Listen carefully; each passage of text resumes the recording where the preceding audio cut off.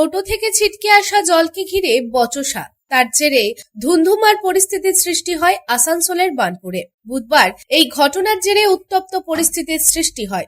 এই ঘটনার রেশ কাটেনি আজও, অর্থাৎ বৃহস্পতিবারও। জানা যায়, আসানসোলের বার্নপুরে অবস্থিত শ্যামবাদ এলাকায় একটি টোটো করে শিশুকে সঙ্গে নিয়ে যাচ্ছিলেন এক মহিলা এবং তখনই চলন্ত টোটোর চাকা থেকে জল ছিটকে পড়ে এক ব্যক্তির গায়ে এবং সেই নিয়েই ওই ব্যক্তির সঙ্গে টোটো চালকের বাকবিতণ্ডা সৃষ্টি হয় এবং পরিস্থিতি আরো উত্তপ্ত হয়ে উঠলে ওই ব্যক্তি টোটোতে থাকা মহিলা ও শিশুর উপরও চড়াও হয় বলে অভিযোগ।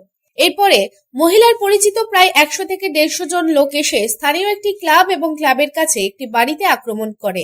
লাঠি ও রড নিয়ে আক্রমণ করারও অভিযোগ উঠে আসছে। এই ঘটনার পরে এলাকায় উত্তেজনা ছড়িয়ে পড়ে।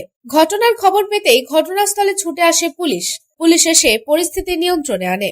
এই প্রসঙ্গে মন্টু দাস জানান, ঝামেলার খবর শোনা যায়, দেখা যায় পুরো ভিড়। ক্লাবটা বাড়ির লাগোয়া এবং ক্লাবে ভাঙচুর করা হয়। আপনার দিশা হসপিটাল আছে না, যেটা সামনে, হ্যাঁ, আমি তো রান্না করছি আমাদের স্টাফ। তো হঠাৎ প্রায় দুটোর সময় থেকে ফোন করলাম আমার বৌমা ছেলে, বলছে এখানে পুরো ঝামেলা হচ্ছে, কোন টোটোওয়ালাকে মেরেছে কি মেরেছে। তারপরে আমি যখন এলাম টোটো করে 100 টাকা ভাড়া দিয়ে দৌড়ে এলাম এখানে, রান্না কাজ ছেড়ে দিয়ে পরে এসে দেখছি আমাদের ঘরে সব, আমার বৌমা নেই, বড়ো বৌমা নেই, কেউ নেই, ঘরগুলো সব করে তালা বন্ধ, দেখছি পুরো ভিড় এখানে। তারপরে পুলিশ স্যারেরা সব এসেছিলেন, ওরা সব ওদিকে ভাগালো একবার, তারপর আবার একবার এলো, তারপর আবার এদিকে ওরা চলে গেল, আবার এখানে বসে আবার একবার এলো। এখন এরা আবার এলো ওই দিক থেকে, ওরা ওই দিক থেকে পুরো গ্রুপটা এলো। তো কী করে জানবো ওই দিক থেকে আসতে সব, আমরা কী করে জানবো? ব্যাপার হচ্ছে ক্লাবটা আমার বাড়ির লাগাও আছে, এই ক্লাবটা, এই বাড়িটা আমার, ক্লাবটা ওরা এখানে করেছে, বলছে ক্লাবটা তোমাদের, আমাদের নয়, আমরা এখানে বাড়িতে থাকি, ক্লাবটা আছে ঠিক আছে, ক্লাব আছে, ক্লাব মাঠ আছে, কিন্তু আমাদের তো বাড়ি এখানে, আমার বৌমা আছে, দুটো বৌমা আছে, ছেলে বাচ্চা না এরা আছে, ওই সব সালা এখানে সালা ক্লাবের লোক, ক্লাবের পাশে থাকি, ক্লাবের লোক আর পাড়ার লোক একসঙ্গে আছি আমরা, এইটুকু বাস এইটুকু। হ্যাঁ, আমার ঘরে করে করেনি, ক্লাবটা পুরো ভেঙে যাবে, এখানে মেরেছে 2-4টা, তারপরে দুটো বাঁশ দিয়ে এখানে মারলো, এখন বাঁশ এখনো পড়ে আছে। তারপর আমি যখন দৌড়ে দিয়ে গেলাম, তারপর ওরা আবার স্টার হইলো, এরপর ওদিকে তাড়িয়ে দিয়ে গেল, মানে ওদিকে নিয়ে গেল। এইখানে আমি যা শুনলাম, আমাকে ফোন করা হয়েছিল, স্থানীয় বাসিন্দারাই আমাকে ফোন করে জানান যে এইখানে সকালবেলায় একটা টোটো যাচ্ছিল, তার মধ্যে একটি মহিলা, একটি বাচ্চা ও আরেকটা শিশু ছিল। তখন হয়তো এখানে পথ চলতি মানুষ যিনি ছিলেন তার গায়ে হয়তো জল লাগে, সেই জল লাগার কারণে তারা ওকে গালিগালাজ করে এবং উভয় পক্ষে মারপিট হয়। সে মহিলাটার কোলে যে বাচ্চা ছিল তিনিও নাকি পড়ে যায় এবং উনিও ইনজিওর্ড হয়।